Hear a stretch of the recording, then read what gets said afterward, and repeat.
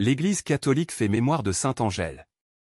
Angèle signifie en grec le messager.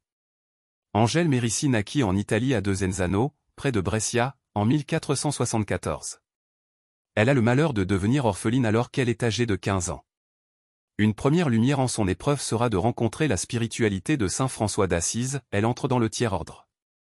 Puis vers sa 20e année, Angèle entrevoit dans une vision spirituelle ce que sera sa vocation. La grâce de Dieu lui donnera de devenir une éducatrice de génie au moment de la Renaissance. C'était une période de grand bouleversement des mentalités, à la fois de redécouverte, de refus et de défoulement. Face au risque évident d'un néopaganisme, sous prétexte d'une exaltation de l'humanisme, Angèle approfondit son idéal éducatif dans la prière. Elle devra patienter une quarantaine d'années. Elle passe la majeure partie de sa vie à faire le catéchisme, en portant avec patience et persévérance son projet, former des femmes solidement chrétiennes, capables d'assumer toutes leurs responsabilités.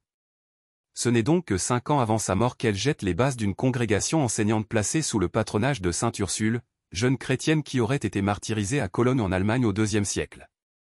En 1535, Angèle Merici est donc devenue la fondatrice de la première congrégation enseignante féminine de l'histoire de l'Église.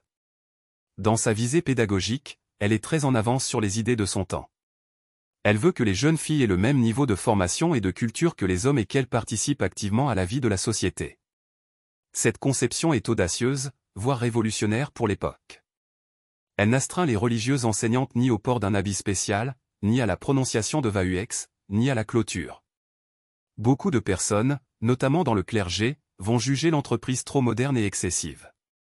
Angèle souhaitait, pour que ses sailures puissent affronter une telle tâche, qu'elle mène une vie communautaire de qualité, attentive à la recherche de relations humaines.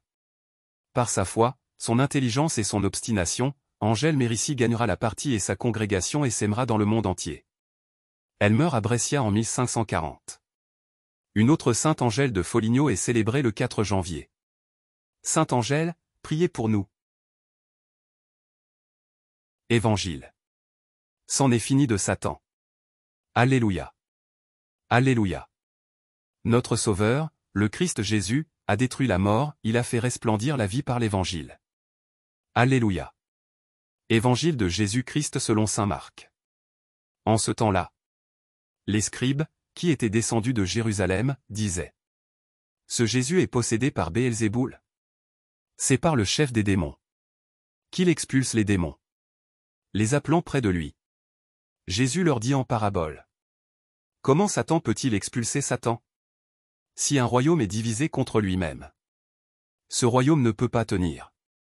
Si les gens d'une même maison se divisent entre eux, ces gens ne pourront pas tenir.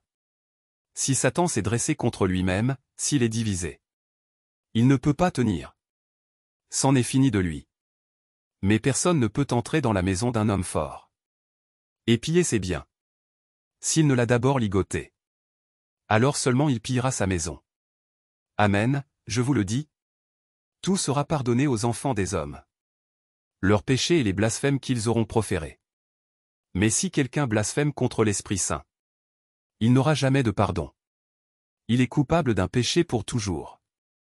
Jésus parla ainsi parce qu'ils avaient dit: Il est possédé par un esprit impur. Acclamons la parole de Dieu. Louange à toi Seigneur Jésus.